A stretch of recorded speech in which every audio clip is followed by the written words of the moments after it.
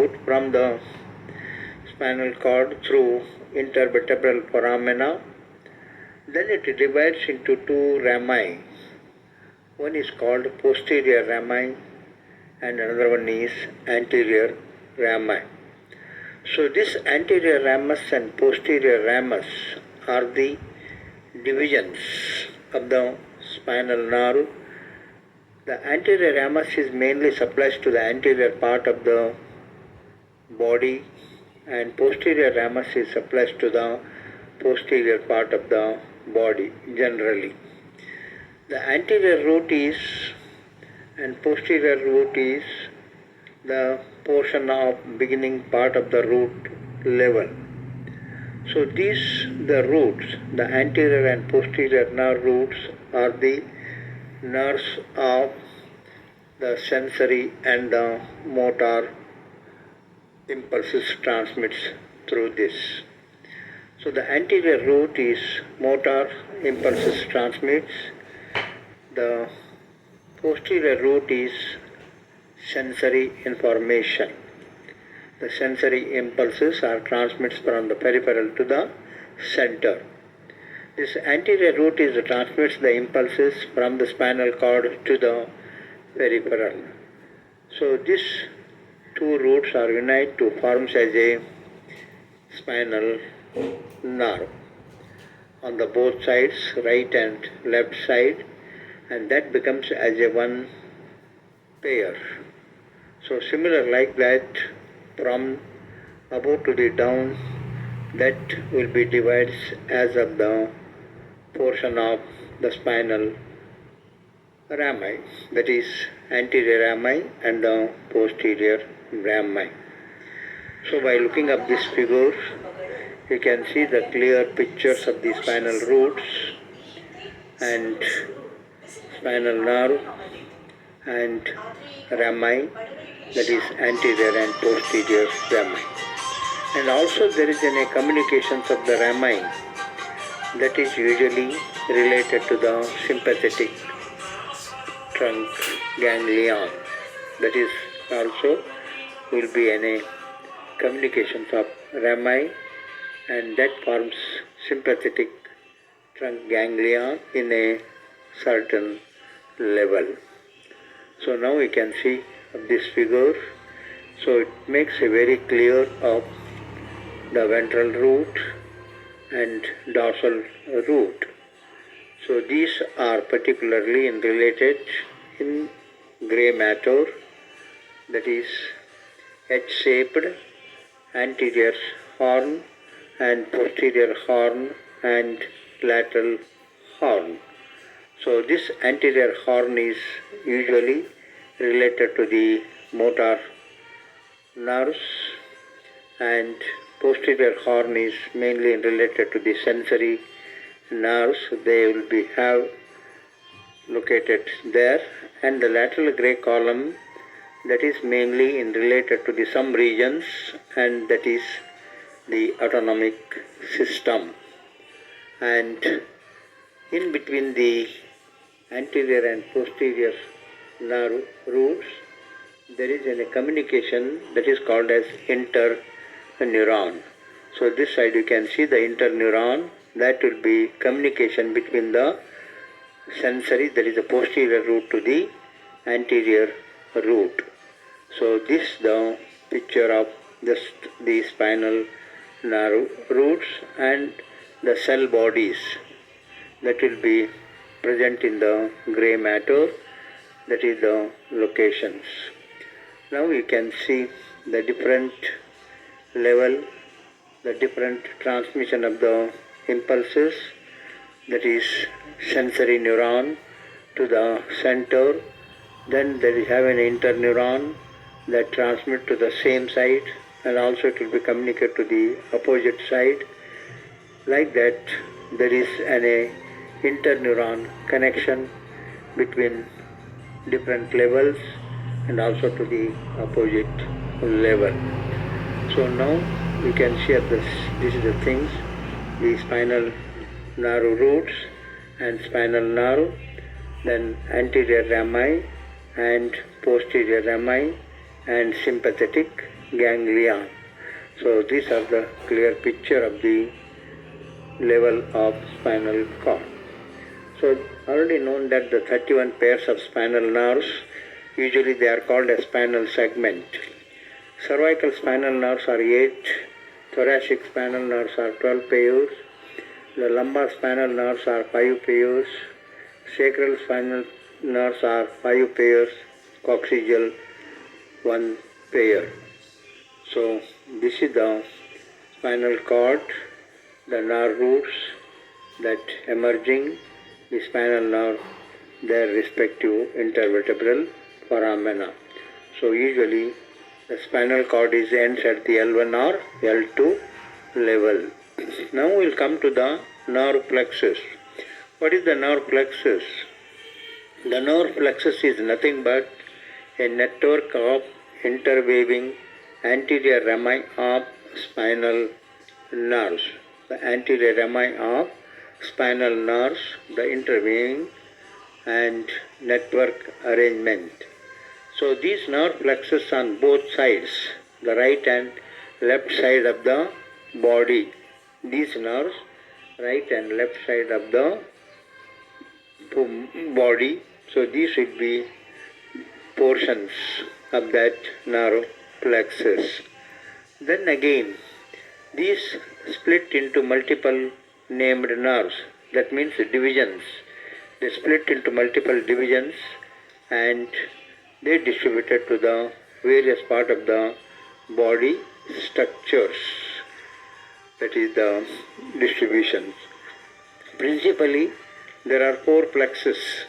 Number 1, cervical plexus, brachial plexus, lumbar plexus, and sacral plexus. Principally, there are 4 plexus. So we'll come to the first, the cervical plexus. What is the cervical plexus? The cervical plexus is formed by the union of ventral rami of first 4 cervical nerves, that is C1, C2, C3, C4. So usually it is covered in front by the cervical fascia, that means in the cervical region. So these plexus formed by the union of ventral rami of first 4 cervical nerves, that is C1, C2, C3, C4. This is simple plexus located in the cervical region and covered by the cervical fascia. So the important branches from this plexus, that is cutaneous branches, they supplies to the skin of the head region, neck region and thoracic regions are known as cutaneous branches. Then muscular branches, the sum of the muscles of the neck are that will be innervated by these branches are called as muscular branches. Then one important branch, that is phrenic nerve. So it is the only motor nerve that supplies to the diaphragm muscle. So usually this phrenic nerve is formed by ventral rami of C3, C4 and C5 unites. So this is the simple branches from the cervical plexus. It is not much more complications. So the brachial plexus is one of the important and most complicated the network arrangement of the nerves. So here the brachial plexus, that is union by C5, C6, C7, C8 and T1 ventral rami of C5, C6, C7, C8 and T1. So these ventral rami of 5 to T1, they unites, forms in a different stages. So what will happen? C5, C6 unite and forms as a upper trunk. Then C7 remains as a separate and that forms as a middle trunk. Then the C8 and T1, these ventral rami of C8, T1 unite to form such a lower trunk, that is trunk level. Upper trunk, middle trunk, lower trunk. Upper trunk is formed by the union of ventral rami of C5, C6, middle trunk formed by ventral rami of C7, then lower trunk that formed by C8 and T1 ventral rami. That means the root level. That is usually called as root level. So this root level, the trunk level. Then the trunk is divided into divisions, that is ventral division and posterior divisions. That means the trunk divides into division level, that is anterior division and the posterior division. So the anterior division, that is how? So the anterior division of upper trunk and anterior division of middle trunk, they unite to form such a lateral cord. So the anterior division of upper trunk and middle trunk, they unite to form such a lateral cord. Then the anterior division of lower trunk, that forms as a medial cord. Then the posterior divisions of all the three trunks, upper trunk, middle trunk, lower trunk, posterior division unite forms as a posterior cord. So this cord level, then the branches from this cord, the branches, the important branches which will be gives, that is usually musculocutaneous nerve, median nerve, radial and axillary nerve, and ulnar nerve, that is the main branches. And also there are some branches at the root level, and in the division levels also there is a small nerve branches. So we remember this is the trunk level, division level, and cord level. So that cord related to the particularly axillary artery. According to the relation of axillary artery, that makes as a lateral cord, medial cord, and posterior cord. So now we can go for the explanation detail. So it is formed by the ventral rami of C5, C6, C7, C8 and T1 spinal nerves. It lies in the posterior triangle of the neck. That plexus may be divided into root level, trunks level, divisions level, and cords level. As you already know that the divisions of this different level. Now we will come to the important branches from that particular cord. So from the lateral cord, the branches are lateral root of median nerve, then lateral pectoral nerve, and musculocutaneous nerve. So these are the three important branches from the lateral cord, that is lateral root of median nerve, the lateral pectoral nerve, then musculocutaneous nerve. That origin segment is, that is 5 to C7, like that the segmental level. Then we will come to the branches from the medial cord. So here from the medial cord branches, the medial root of median nerve and medial pectoral nerve, then medial cutaneous nerve of the arm, then medial cutaneous nerve of the forearm, and ulnar nerve.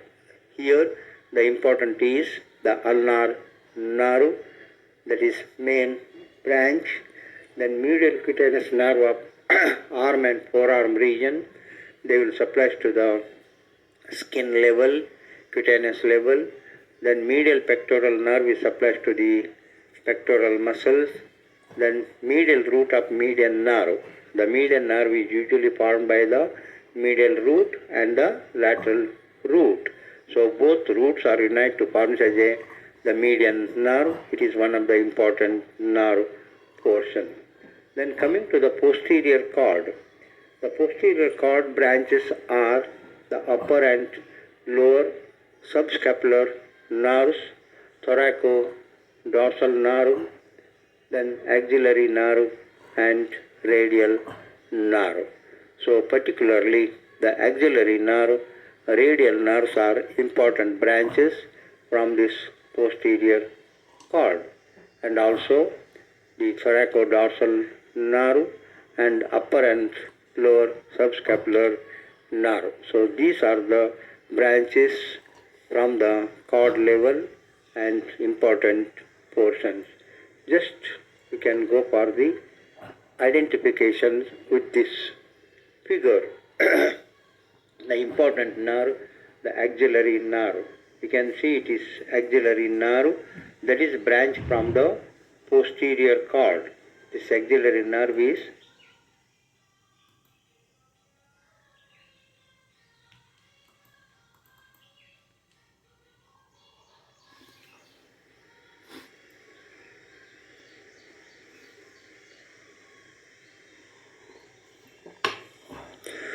the spinal nerves and nerve plexus. The spinal nerves are 31 pairs. They arise from the spinal cord.